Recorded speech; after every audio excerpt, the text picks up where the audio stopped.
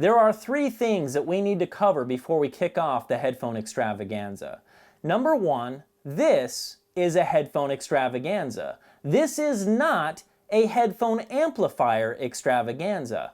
We plugged all 11 headphones into the same amplifier. And if you have any other questions about, well, I wonder what they might have sounded like plugged into a different amplifier or a different source, shoot me an email and I'll be happy to help you out.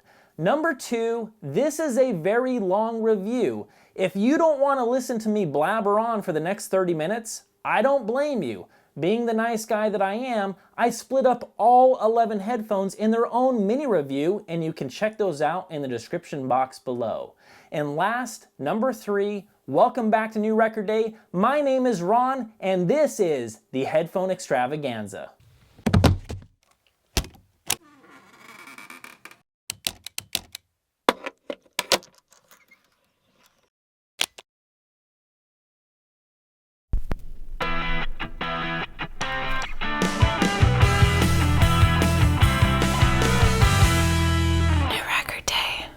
Kicking things off, I wanted to treat every headphone in today's review with the utmost respect, and after a few emails back and forth, our friends at Woo Audio were kind enough to send over the mighty WA5. This amazing amplifier is equipped to provide a pathway to the music, paved with the magic of 300B tubes. Flexibility being its middle name, the WA5 can also adapt to just about any headphone on the planet regardless of specifications. With the flick of a switch, this sexy beast allows you to tailor its signature sound using high and low impedance, high and low power, or high and low output settings via the front panel. This level of flexibility allows the amp to be light on its feet with easy-to-drive headphones, or go balls out on difficult-to-drive cans.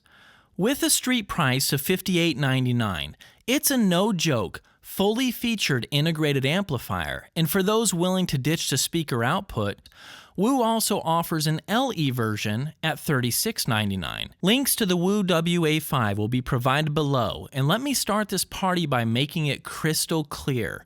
The WA5 is easily one of the most beautiful sounding headphone amplifiers I have ever heard, and the day it makes its way back to New York will be a sad day indeed. Sincerely, thanks to Woo Audio for letting us play with this guy. It was an absolute blast. Along with the fire-breathing monster of an amplifier from Woo Audio, Rob Fritz from Audio Art Cable sent over a couple offerings to play with, including his Statement Series power cords and some brand new cables for the Audezes we'll be checking out later. With both power cords, the Statement Series offered better bass dynamics, quieter backgrounds, and greater detail retrieval as I made my way through the crops of headphones in today's extravaganza. If you're demanding the most out of your gear and want to seek the absolute most detail that money can buy, go with the Statement 1s. For a more neutral presentation, my vote would be the Statement 2s. With the headphone cables, Rob sent over prototypes and told us the final product will come dressed up with handsome coverings to set them apart from the crowd. With introductory pricing for the headphone cables starting just north of $200, you would be wise to shoot off an email now and get in line. I will leave the info needed in the description box below. Handling one of the sources used in today's review, I'll be using a beautiful sounding old school Fisher AD844. Now, don't let its retro looks fool you. This baby sounds absolutely fantastic and recently beat the living crap out of a number of CD players in a shootout we did off camera. Combined with my Fisher, Blue Sound was kind enough to send over the Vault 2. This guy was initially intended for its own dedicated review, but I decided to toss it in here as it worked better in my computer room, closer to my wired network. The Vault 2 is a fantastic solution for anyone who has a ton of CDs or a huge digital library and needs a place to put it all. With a 2 terabyte hard drive, this bad boy rips and stores your digital library in bit-to-bit perfection and handles high-resolution files including FLAC and MQA. With the app, which you can download on your phone, tablet, or computer, you can also stream music from some of the most popular music services including Tidal. Easy to set up and use, This guy is great as long as you remember that it does need to be directly wired in order to take advantage of any devices that are wireless on the network. Throughout the review, the Vault 2 impressed me with its hardware capabilities, and while their app gave me a heartache early on, the recent updates have squashed many of the bugs in the software and now seems to be humming along without complaint. The night I tossed on the Grado SR80es took me back to my very first hi-fi headphone purchase, which was the SR60s. Like the SR60s, the SR80es are a forward-sounding headphone that delivers a good amount of bite and crunch on top, forward mid-range, and somewhat shallow bass in the lowest octaves. Being quite sensitive, these can be driven with just about anything and sound peppy as a firecracker when connected to the WA5. Listening to Billy Joel's The Stranger being fed from the Blue Sound Vault, I was greeted with clarity and razor-edge midband that is best suited for someone who is willing to trade rich-sounding campfire warmth for precision and speed. Vocals can be sharp, and while sometimes thin, they do come across sounding very accurate. In fact, these are my headphones of choice when doing voiceover work, as I feel they portray the most accurate sounding vocals when the project is complete. Keep in mind, they are open back headphones, so library listening sessions are not recommended. Like I mentioned before, the bass is a little light, and for those looking for seriously deep bombs to drop, you will want to consider some other options. Bottom line, I am a big fan of the Grado sound, and while these are not my go-to can when I really want to relax with the music, they are definitely one of my go-tos for classic rock. Granted, with a crunchy top end, you might not make it through the entire AC/DC discography, but I feel confident you will enjoy a few titles before you need a break from fatigue. The AKG K612 Pros are one of the more balanced sounding headphones I have ever had the pleasure of listening to, and with an asking price of $199, they are a steal of a deal. Offering a substantial step up from many headphones at or even above its price point, these guys paint a complete picture of what most people are looking for when it comes to high-resolution audio. Firing up a couple of tracks on my Fisher 8844 and the Blue Sound Vault 2, the top end of the K612 Pros proved to be detailed, yet smooth enough to work with some brighter recordings. While sometimes a tad shouty with some vocal content, I would still vouch for the K612's ability to sound musical throughout the entire midband. When fed well-recorded material, these headphones spring to life with a gorgeous soundstage that is both wide and transparent. Every single instrument in the mix is easy to detect, and the spaces between each artist is large enough to satisfy. Bass on the K612s is fast, and while light on its feet, the K612s know how to hit with sledgehammers when the music calls for it. Bottom line, these are the safest open-backed headphone to recommend of the entire bunch given the price, and without question, one of my favorites. Not to mention, they're also incredibly light to wear and ridiculously comfortable. Only disclaimer that I can come up with is, with the K612 Pros, you really do want to consider getting a dedicated headphone amplifier, so remember this if you decide to hit the checkout button. The Philips X2s are an open-back headphone and offer a couple key differences over the Grado SR80es and AKG K612 Pros, which is ridiculously deep, powerful bass. With a forward and exciting top end, meaty mid-range, and really big soundstage, the Philips X2s are all about fun. Also, being fast on their feet, the X2s make drums or anything percussive pop right out of the mix, and with the heavier-handed bass, you will never miss the kick drum thumping away. The Philips X2s also earn best-in-class comfort and is probably one of the more comfortable headphones I have ever tossed on my noggin. The pads are large and rest on your ears like strapping down a couple of soft pillows.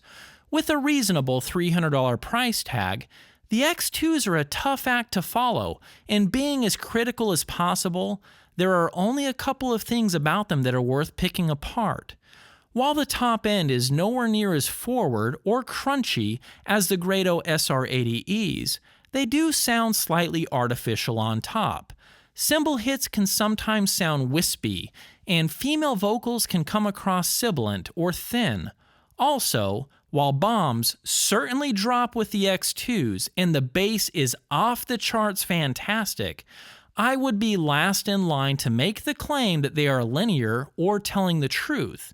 Meaning, the bass is elevated, so if you're looking for something a little more honest, I would take a look at the AKG K612 Pros. Bottom line, if you're all about the fun in music, the Philips X2s are one of the biggest bargains of any headphone I have ever had the pleasure of listening to. The HiFiMan HE-400S offers a speedy, agile presentation and also provides a smooth mid-range combined with a delicate top end. Being sensitive, these certainly work well with portable devices and would be a great choice for anyone who wants to skip an amplifier altogether. For those looking for the ultimate in detail, the 400s won't quite fit the bill, but do walk the line of creating balance between top-end extension and detailed textures that keeps the music from sounding too cozy or mushy. Digging down into really deep bass, the 400s aren't going to wow you with super slam, and after many tracks, I decided the bass on these is the only thing worth nitpicking besides the top end that sounds a tad wispy for my tastes. Dropping right around the kick drum zone, I think these come across a little thin down below and won't win any awards for hip-hop or rap fans. On the opposite side of the spectrum, cymbal hits sound a little bit too much like snakes hissing than an actual crash being struck by the head of a drumstick. However, even with the thinner bass and colored top, these were one of my overall favorites for their neutral mid-range and worked very well with many recordings that focused on vocals and choral arrangements. Speed and detail with razor-like image separation is the way I would best describe what I like about the K701s from AKG. Priced at a conservative $349 and lower prices offered all over the net, these headphones sit right in the middle of the pack for budget-conscious music enthusiasts. The 701 sounded quite bright out of the box and needed some burn-in love. Good news here is 120 hours worth of playtime certainly helped tame the treble and smooth out the headphones. With a pretty unforgiving and brutally honest top end, the 701s are going to be a great candidate for detail freaks who are willing to sacrifice body and depth throughout the mid-bass and bass. Specifically, male vocals have a tendency of sounding thin. Bottom line, while I appreciate the level of detail being offered up, I wish the 701s had a bit more meat on the bones throughout the midband like the more affordable Philips X2s and K612 Pros. Bass and deep bass can be found with the 701s, but doesn't hit with dynamic impact, meaning you can hear the notes and even some impressively low notes, but I wouldn't call this bass slam like some of the other offerings like the Philips X2s. The Oppo PM-3 offers a more linear presentation throughout the midband. Perhaps one of the more honest-sounding headphones I have heard, the Oppos aren't doing anything wrong, but they aren't necessarily doing anything magical or unique either. The PM-3s offer a smooth top end that will make any recording easy to listen to.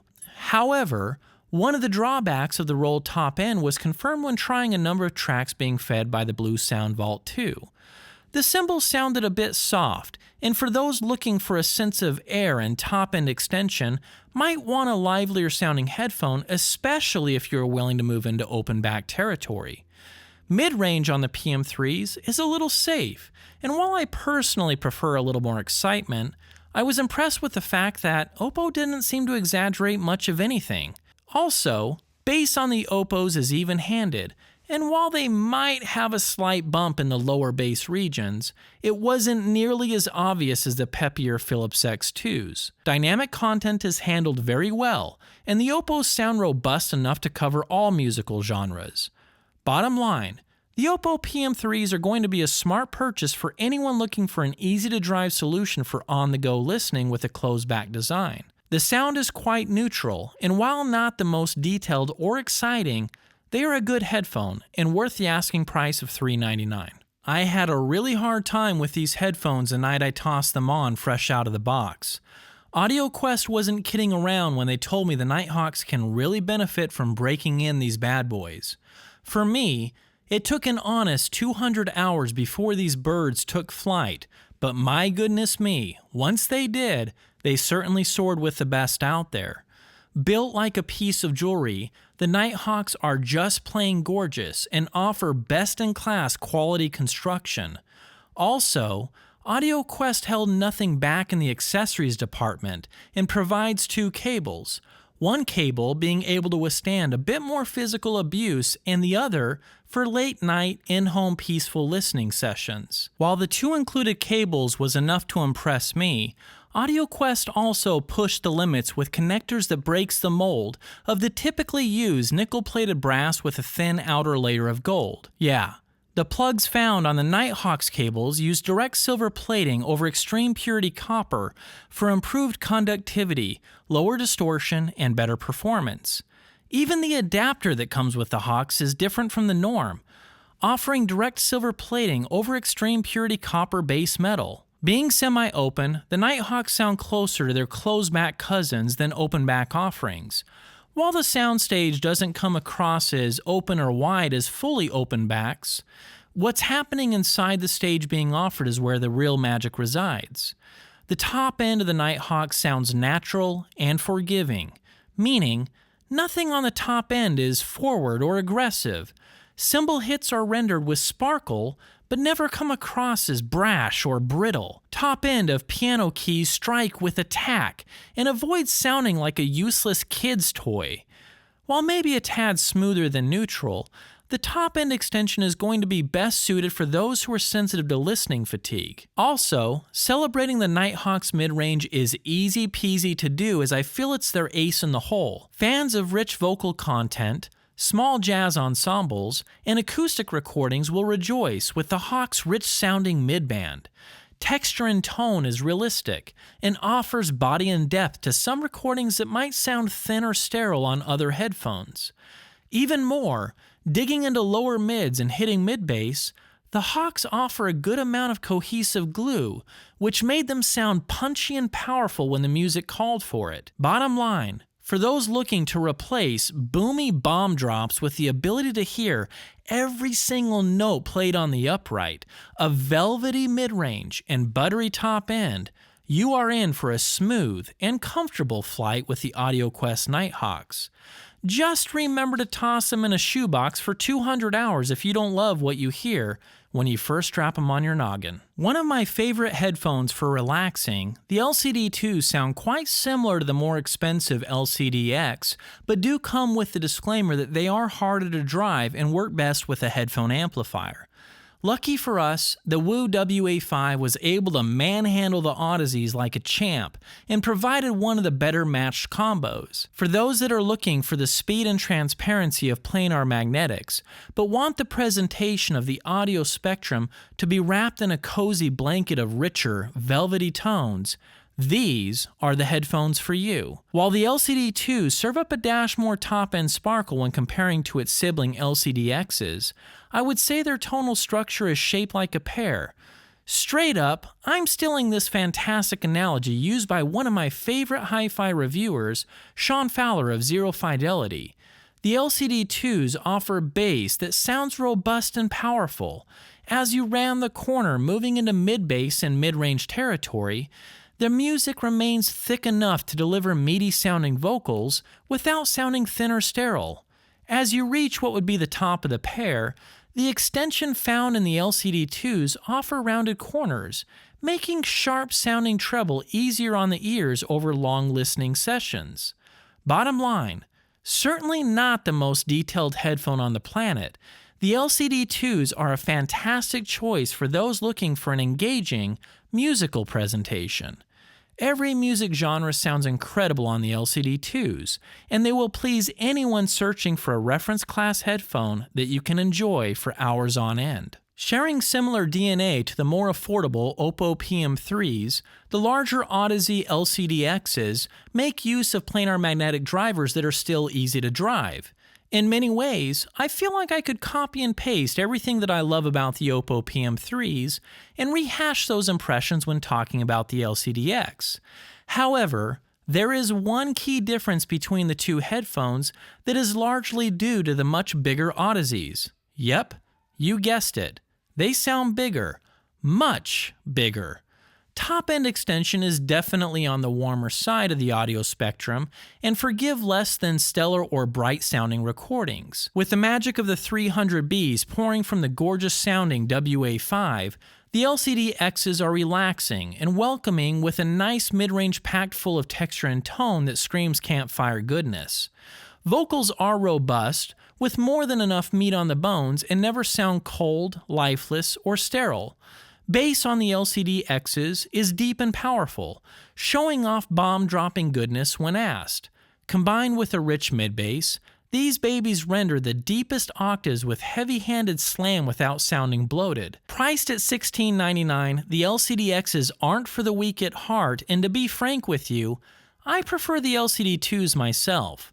However, they're still a fantastic headphone for those that want a warmer-sounding planar magnetic that is still relatively easy to drive. For those familiar with the smoother tone of the Audezes that might be looking for a tad more sparkle and shine on top, the AudioArt prototype cable does exactly that.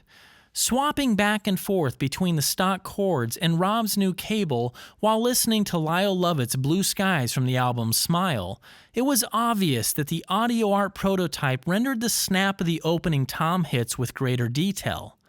Even more, a sense of air and sparkle found in the recording helped add a dash of magic to both the LCD-2 and the slightly darker sounding LCD-X. Also, Newman's voice on You Got a Friend in Me sounded less sibilant with the prototype cable, and the upper registries sounded more natural while suspended with greater clarity and focus. Yeah, if you're gonna drop the bills for either one of these headphones, these new AudioArt cables are definitely worth looking into while you're at it. When Sennheiser made the HD800s, they set the lofty goal of making the world's best headphone, and countless reviews across the globe all confirm the 800 accomplished this task for many listeners.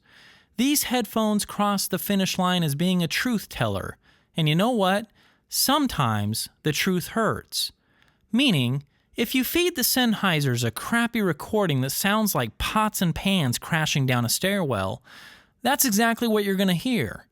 Easily one of the most revealing headphones I have ever tossed on my noggin, these are going to offer every little squeak, snap, crackle, and pop found in your music collection. Lucky for us, pairing the Sens with the WA5 helped mellow out the 800s, adding a dash of smoothness to the sound and bringing some warmth to the mid-range.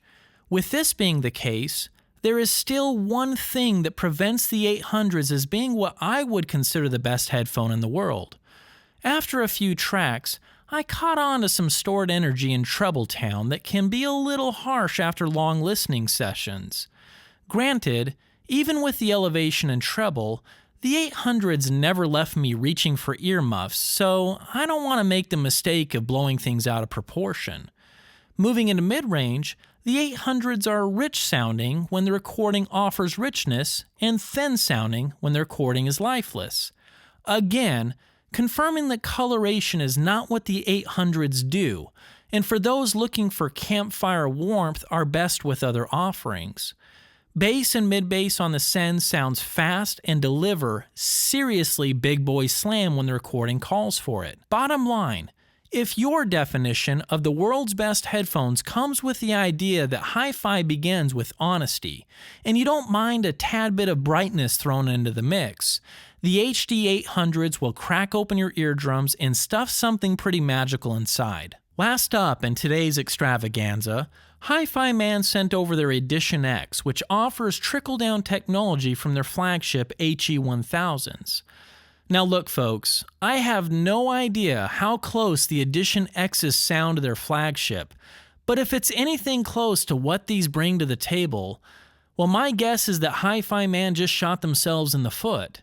Why? Because these headphones will be the end of the road for many listeners.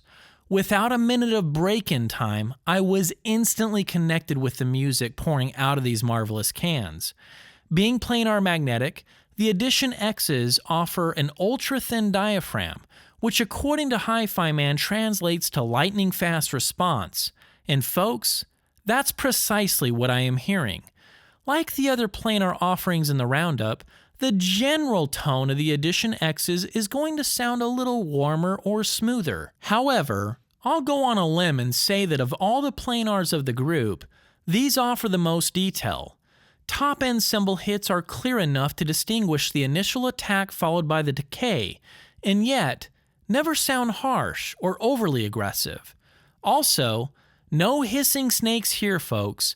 A splash sounds like a splash, and my oh my, a crash sounds like Keith Moon is trying to tell me something, as Won't Get Fooled Again is served hot from the Blue Sound Vault 2. Following suit to a beautiful top end, the mid-range of the Edition X's offer best-in-class performance for those trading texture and tone over squeaky clean details. Velvety vocals with plenty of meat on the bones sound clear, focused, and walk a perfectly balanced line between musical and analytical. Digging down into bass, the Edition X's not only dig deep, they hit hard. And not only do they hit hard, they hit fast.